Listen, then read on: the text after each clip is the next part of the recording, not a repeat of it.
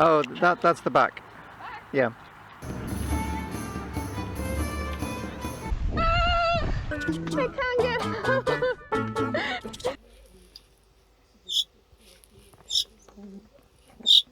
Yesterday we left Loch Lomond to find a place to stop for the night. When we got up this morning, we saw that there was a mountain nearby that will surely provide an opportunity to move our muscles for the first time in a while and get some great views along the way. So after a slow breakfast, we set off up the sunny hill. Ben Donny is a Corbett and it's the highest mountain on the Ardgoyle Peninsula. It is a square pyramid with its summit at the center of its four ridges. The slopes are moderate and the terrain up it is grass with some rock on steeper slopes. Nice and easy start to get back to the mountains. The views on a nice day are spectacular.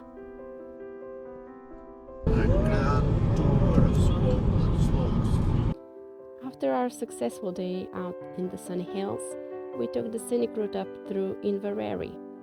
There seemed to be a lot of driving over the 3 days up to Skye, but the views all around were absolutely spectacular. We visited Kilhorn Castle in the evening and found a place to stay the night nearby. The next morning we headed straight for a place I'd been before, but I would go back again in a heartbeat. Following a small single track road, we were led through Glen Orchy to the Falls of Orchy, where you realize that the bumpy roller coaster road was so worth it.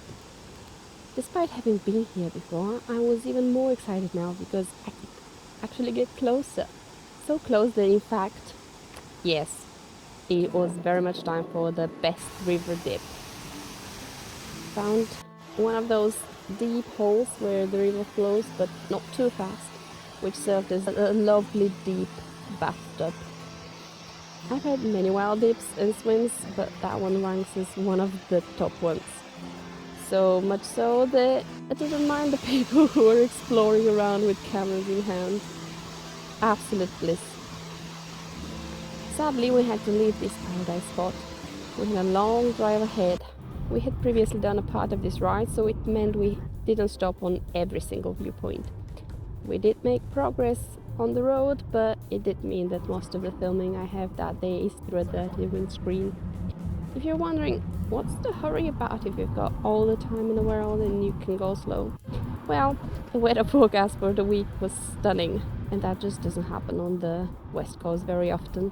And I wanted to get to Skye before all the crowds appear. A few years ago I made the mistake to only have a few days in August during my whiskey cycling pilgrimage, and that was a hellish experience I wanted to avoid. But back to driving now, up through Rannochmore, Glencoe and up through Fort William once again, where we had to stop to stock up on food and fuel before we got into off-the-grid mode in Skye for a wee while. We continued up Loch Lomond. I was reminiscing about the last time I was there. Super excited to cycle along it, singing a happy long Lochy song I made up, only to get a cloud of rain following me just as I started my ascent up the hill on the main road, with cars throwing me off the road. In stark contrast, now we were getting beautiful sunset colors, driving with barely any traffic in either direction. There were many options for an overnight stop along that way, but we decided that a visit to Loch Garry on a single track lumpy bumpy road was the best option. It should be nice and quiet, and we may even get a dip as long as there's a free spot. Arrived just after sunset. Pretty chilly now, so getting ready for a morning dip and maybe a paddle.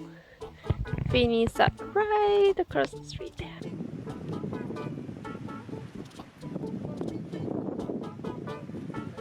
Nothing like starting the day with a skinny dip.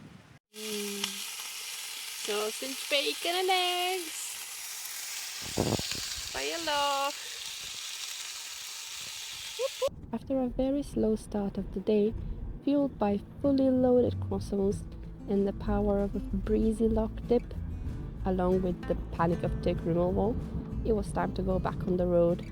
Another long day of driving along wibbly wobbly roads with stunning scenery awaits.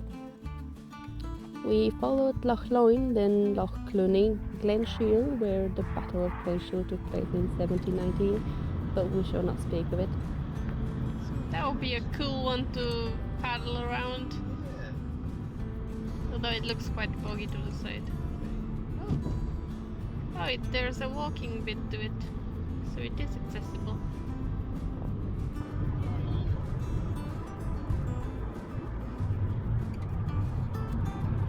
We passed some extreme roadwork improvements. Looks fun. I want to do that job. Wow. A lot of metal work in that place. And found a new stunning view around every corner. New view already! We followed Loch Jacobite. And yes, we had to have a look at one of the, if not the most popular of Scottish castles, Eilean Donan. Eilean Donan Castle, if that's how it's pronounced. I'm just gonna hide here in between the rocks on the viewpoint. Nobody's ever gonna know. That's going to be a confusing soundtrack. Okay, Eilean Donan Castle. Eilean Donan. There we go. And Polly's got a bee in a bonnet about something. Outrage, the people shit everywhere. Yeah, I'm not going to pan down to that. No, don't pan. This is a very nice viewpoint, I promise. What with me wanting to avoid touristy places like the plague, we only briefly stopped at a viewpoint or two, which were still ringed by people even when the people were no longer there, and continued on our way to Skye. Oh, it's so pretty! As our last stop on the mainland, we had to stop and admire the views at Loch Lomond, where you can get a glimpse of the wonders that the Isle of Skye can offer. Bright sun in the western highlands of Scotland. And somehow, after just a few days of lots of driving, it seemed like I had completely lost it already. You can make funny noises.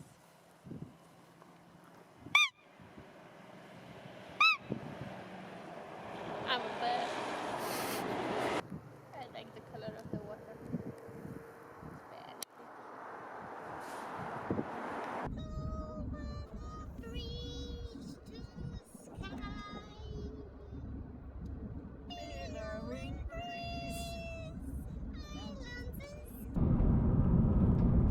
We're on Skye. We're on Skye. Whoop whoop. That feels so different. Welcome to the Isle of Skye. We made it.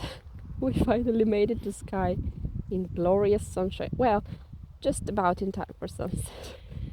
After not quite being able to find a spot for the night, with my favorite option being taken by some rowdy peeps from across the pond, we had the joy of stopping at the first spot we found to get a visit from some sheep and form a brief friendship with a tired lorry driver who had the misfortune to be stuck behind big slow camper vans all day. Hope he had better luck next day. But now it's time for bed. Night night.